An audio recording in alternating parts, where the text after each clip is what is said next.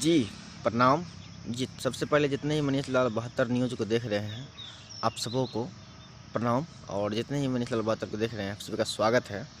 और आज देखिए बहुत ही दुख की बात है कि हमारे राइटर जी, एक जो कि बहुत ही जाने माने राइटर हैं और सिंगर भी हैं, और राइटर का नाम है सोनू सिंह प्रजापति, और मैथिली में उनका बहुत नाम है और भोजपुरी में भी उनका नाम है।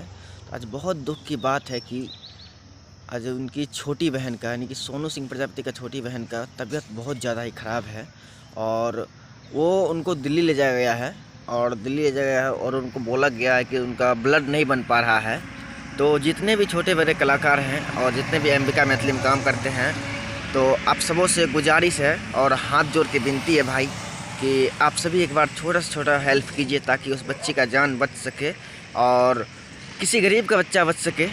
और पता ही है, और जितने भी हमारे बड़े स्टार हैं जी, प्रणाम कचहरी भैया और पवन भैया और गुंजन भैया और अंकुश राजा भैया और चिंटू भैया, तो प्लीज़ आप सबों से गुजारिश है कि एक बार अगर इस वीडियो को, अगर आप तक ये वीडियो पहुँचे तो आप सभी अगर देखिएगा तो ज़रूर है कि उनको कुछ ना कुछ हेल्प कीजिए। अगर छोटे से छोटा अगर हेल्प करते हैं आप लोग तो उनका बहुत बड़ा हेल्प होगा।